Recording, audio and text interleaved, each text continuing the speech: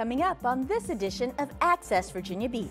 Hang 10, a 15,000-pound stainless steel wave rolls into Virginia Beach. Plus, Bring It to the Beach, a free sports marketing forum gets the ball rolling for the resort city.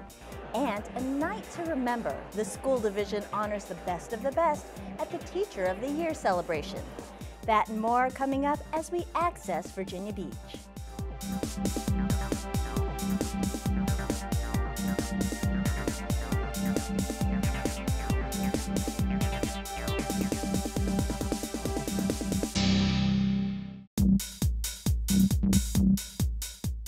Hello and welcome to VBTV's Access Virginia Beach, a program that informs you of news and events from around our city and schools. I'm Mickey Aceto. Thanks for joining us. What do King Neptune, the Cape Henry Lighthouse, Mount Trashmore, and the Norwegian Lady have in common? They are all Virginia Beach landmarks, and now we can add another one to the list.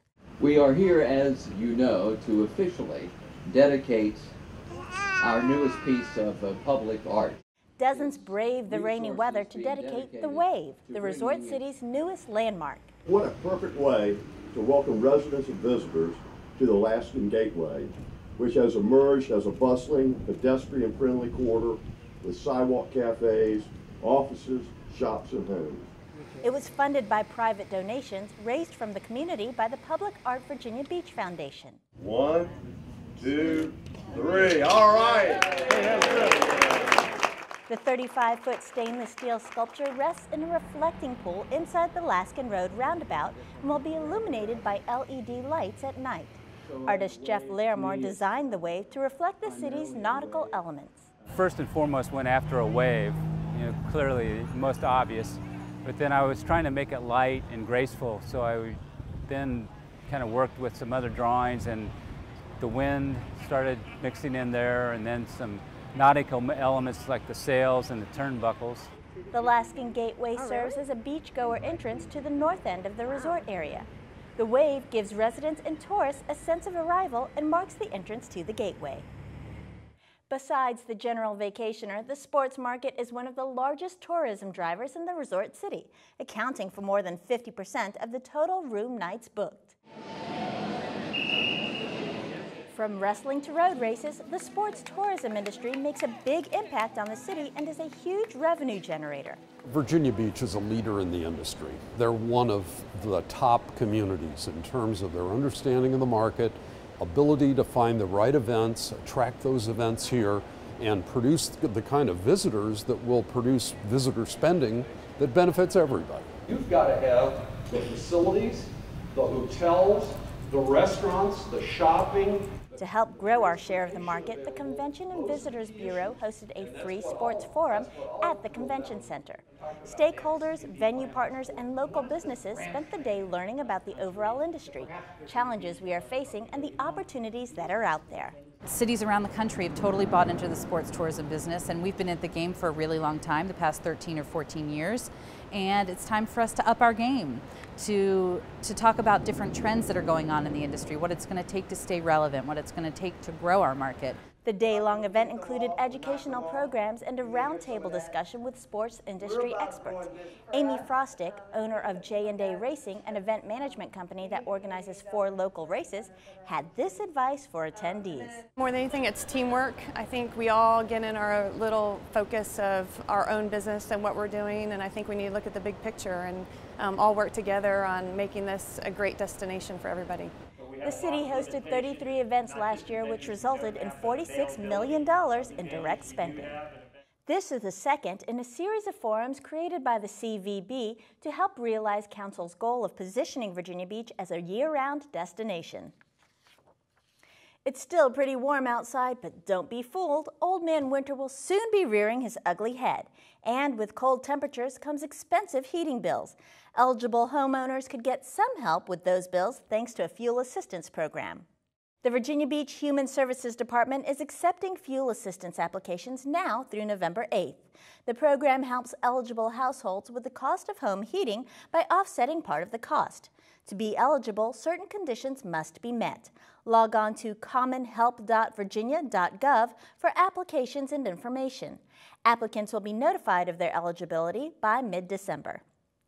The Department of Economic Development recently presented its 2013 award-winning iBook to City Council.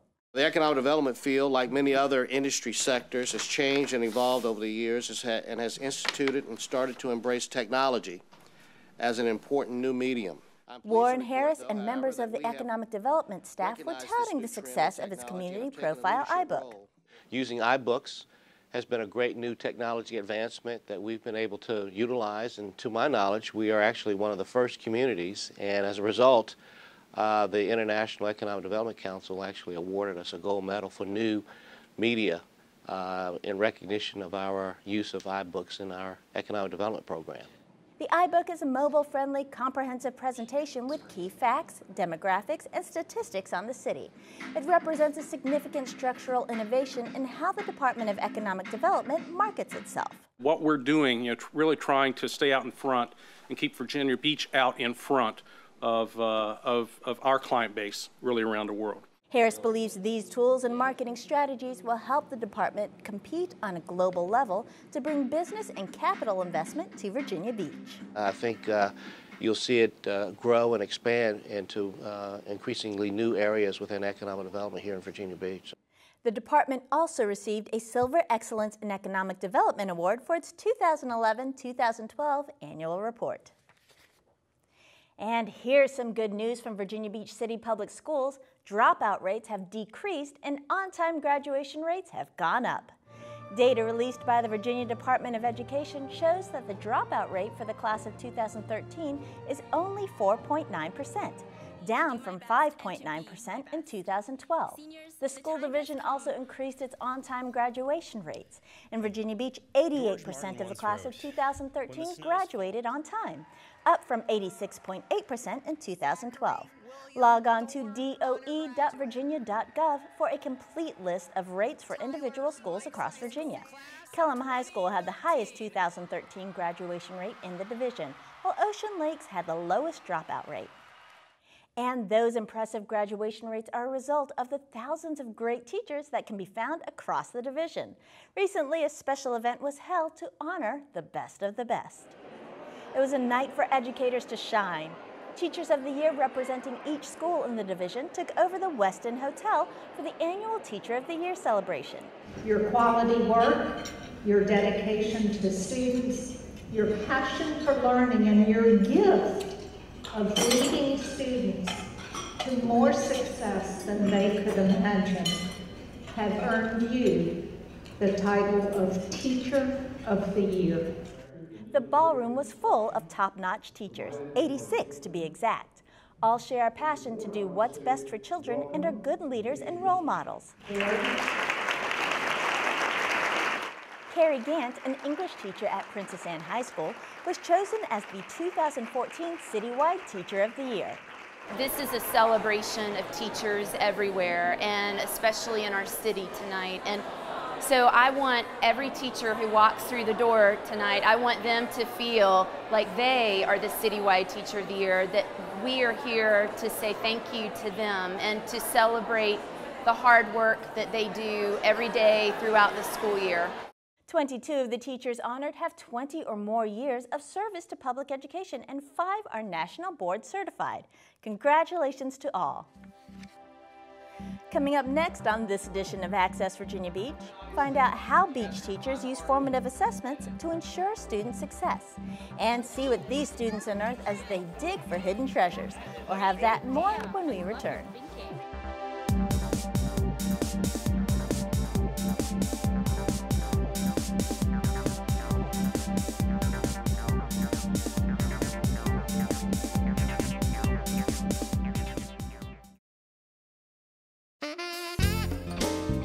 Virginia Beach Schools Parent Connection is your one-stop resource for information and events which support families and promote student success.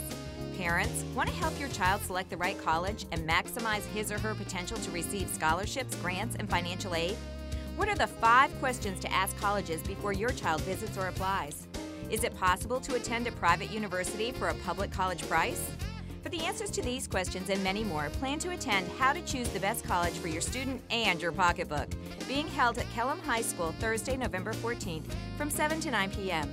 Registration is required for this free Parent Connection event, so call 263-1936 to reserve your seat. Does your child seem to be angry all the time and have difficulty getting his or her emotions under control? Plan to attend Understanding the Angry Child for parents of children 6 to 11, being held Thursday, November 21st from 6:30 to 8:30 p.m. at the CHKD Health Center at Oak Brook, located at 500 Discovery Drive in Chesapeake. This 2-hour workshop will help you to better understand the causes of anger, how to anticipate and diffuse angry outbursts, and share ways you can help your children better manage their own emotions. This workshop is free, but registration is required. Call 668-7500 for more information or register online at the address on your screen. To learn more about these activities or to see a complete calendar of events, visit the Parent Connection page of vbschools.com. Any questions? What kind of service plan does this come with? Unlimited. Can I keep my same phone number? Does it have a camera? What's the warranty? Can I put my party shuffle on this? Any questions? No. For the 10 questions everyone should know, go to ahrq.gov.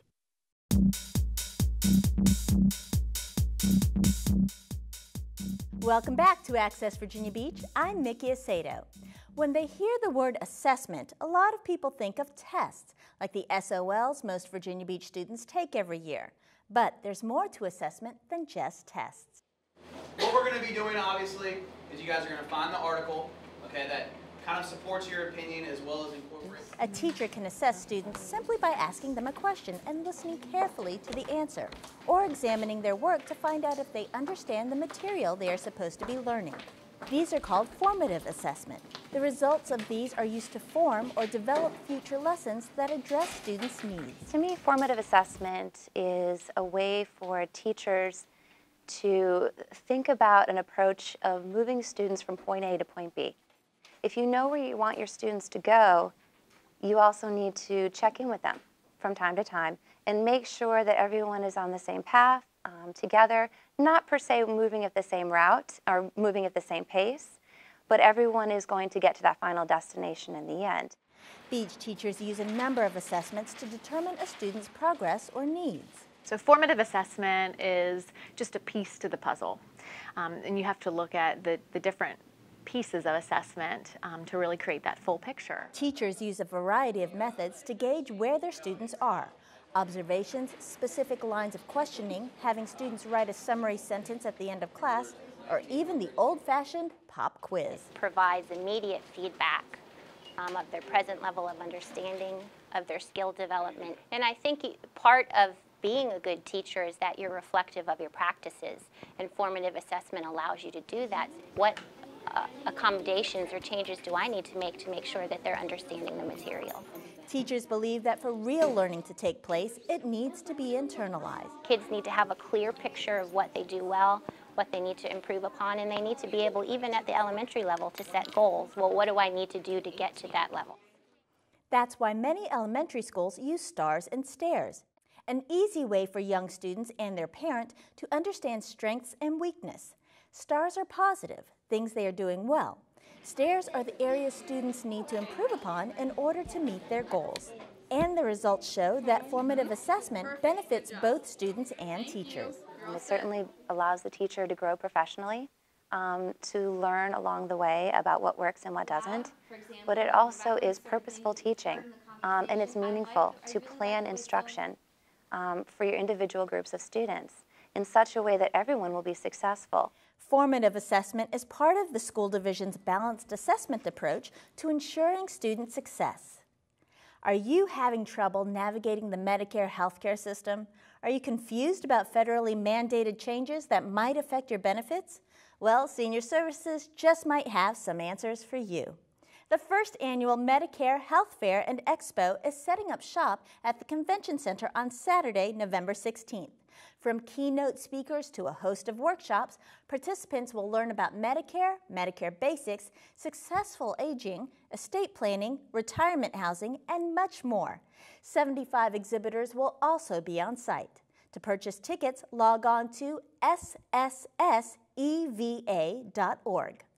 The Virginia Beach Crime Prevention Steering Committee recently held their 30th annual awards ceremony. For a number of years, I think the number now is either 14 or 15 years in a row, our city has ranked as one of the safest of its size in the entire country. Held at the Cinema Cafe, 6 awards and 1 special recognition highlighted the luncheon.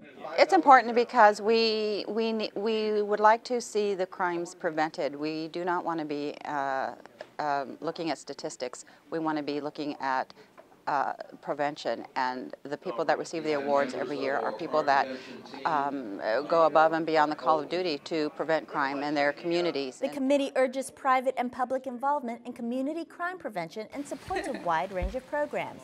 Commonwealth Attorney Harvey Bryant gave high remarks to those being honored. It's very inspiring to be around those men and women who are serving our country, much like so many people in this room are doing on a daily basis. Paul Evans and the Men of Faith organization received the Community Organization Award.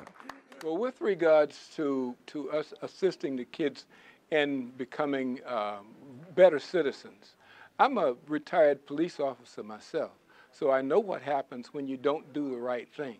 So if we can instill in them to do what is proper, and they begin to love that like they might love misbehavior, because some of them love misbehaving. If you have ideas on how to reduce crime in our city, then plan on attending the next steering committee meeting. They are held on the 2nd Wednesday of the month at the Law Enforcement Training Academy. Start time is 7 p.m. A handful of 2nd graders at the Old Donation Center grabbed some tools for an archaeological dig at the school. A garden fork and trowel were all the tools these young scientists needed in their search for Native American artifacts. Well, today our 2nd graders are thinking and acting as archaeologists. And you wouldn't believe the artifacts they found. I think this is a dinosaur face because it is. It's a rubber leg bone. And it looks like they did a lot of weaving on the sides. It looked like an Indian hat, but why did I see a shoelace? An important question indeed. Many more were asked and answered on site. Hands-on experiences like this are key factors of Compass to 2015, the division's strategic goal. Actually, this is a very strong connection to our 21st century thinking skills. The children are critically thinking about the artifacts that they will be excavating, how they tied directly to the research that we will be doing with Native Americans.